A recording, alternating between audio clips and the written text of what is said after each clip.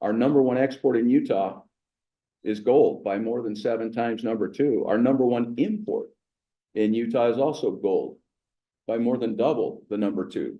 We've got refineries and we've got Brinks vaulting systems and things in Utah that position us to take advantage of what the world is now doing and moving from dollars to precious metals. And there's something happening. Money is changing, and we certainly want to be on the forefront of that as it does.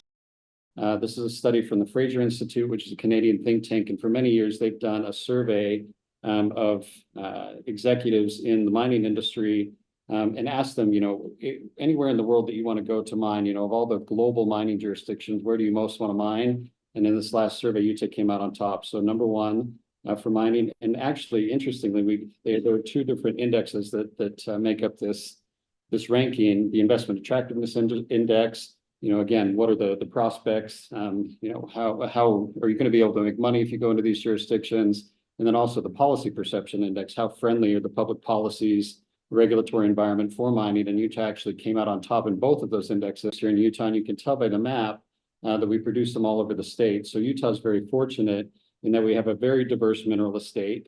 We produce a lot of different minerals, and we also produce them in many different parts of the state. So again, this is an industry that really has a statewide impact.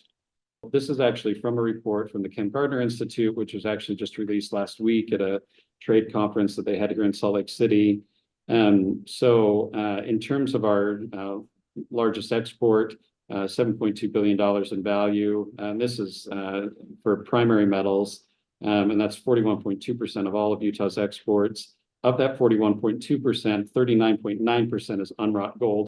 The message here is that the United States fiscal situation, which many think is a crisis yet on the come, it began 2 years ago. Gold is telling us the United States has a fiscal crisis, not tomorrow, not in 5 years. It started in 2022. It's getting worse. It's going to continue to get worse. The Office of Management and Budget says that we will have a $54 trillion debt over the next 10 years, and the Congressional Budget Office outlook is $100 trillion in projected deficits over the next 30 years.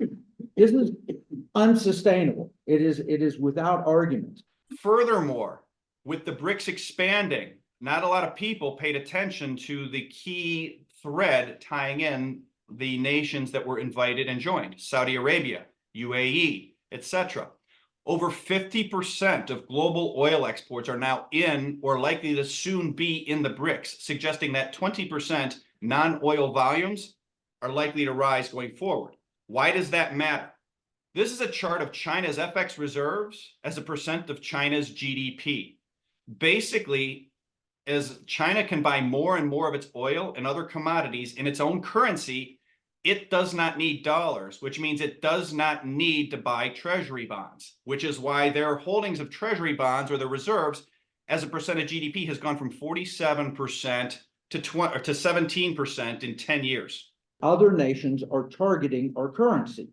Whether they can succeed or not, I know the argument is the cleanest dirty shirt in the laundry is the US dollar, and therefore we'll continue to wear it and the world will continue to wear it. That's becoming a less appealing argument over time as our shirt is getting dirtier and dirtier.